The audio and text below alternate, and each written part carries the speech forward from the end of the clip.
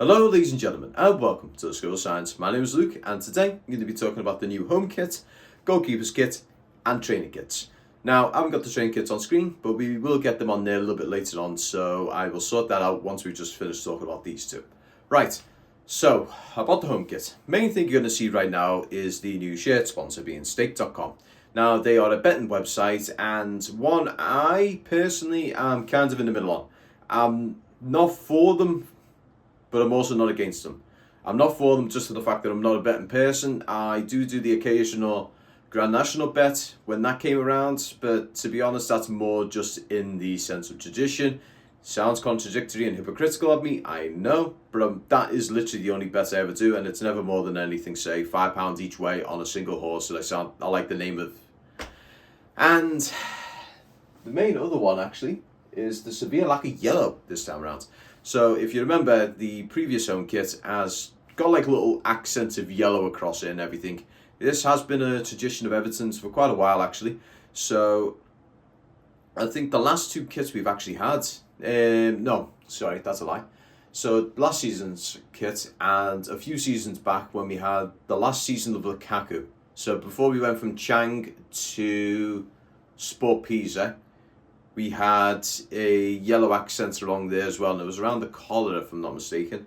That's the last time we had yellow on there, because it's always been a tradition of ours. We have like a little accent of another colour on the shirt itself. Now, there is one thing I will note as well. On these shirts themselves, I'm not sure whether you can see it from this image, but if you go on the Everton website, when you go on the product page, or just look at anything on Twitter, there is a very faint Prince Rupert's Tower runner right over the entirety of the shirt. It's like little tiny Prince Rupert's Towers, and it's almost like a mesh across the entire front, but the back is completely bare apart from one Prince Rupert's Tower that sits just below the top of the shirt. Now this is going to be the exact same for the goalkeeper's kit, and more than likely it's going to be the same for the away kit and the third kit. Now personally, I like this touch. It's a great touch. It personalises it and says this is Everton's kit. It's not like a generic kit that they pass out to the masses. This one has been specially designed by Hummel for Everton Football Club solely. Now, I've heard a fair bit of contention about the size of the badge. A lot of people have been saying the badge seems almost too big on the shirt. Now, this is a very fine sort of thing. Personally, I think the badge is actually the perfect size, and they've also been talking about this as well for the shirt sponsor. They think it's a little bit too big on the centre of the shirt, like saying, oh, if it's too big, it's kind of in your face and whatnot. If it's too small, chances are Stake going to be saying, what's going on here, mate? That's a little bit small.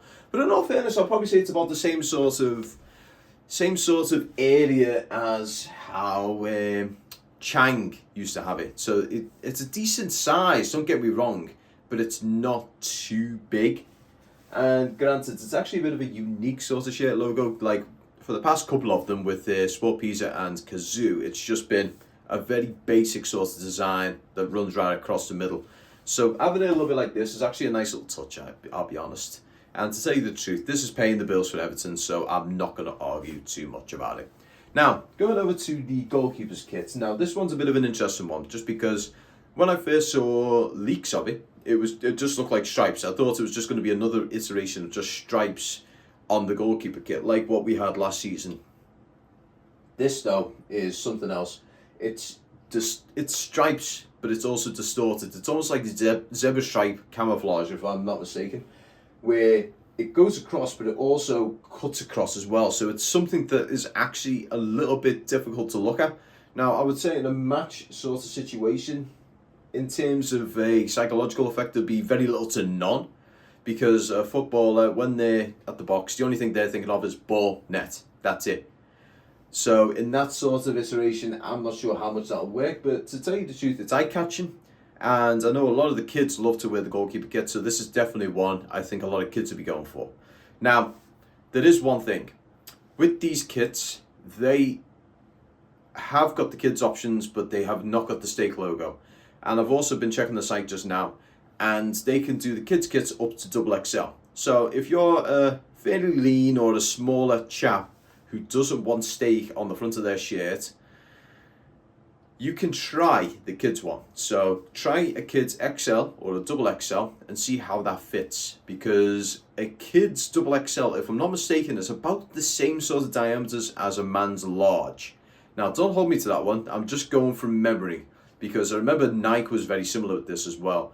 So if you had a Nike shirt, kids double XL was pretty much the same sort of size and dimension as the adult large, but the kids double XL was cheaper. It was a weird thing. It was the logic around there kind of confusing me, just because it's the same fabric count and all that sort of stuff. Yada yada yada. I'm rambling. I'm now going to get the training kits up. So 3, 2, 1.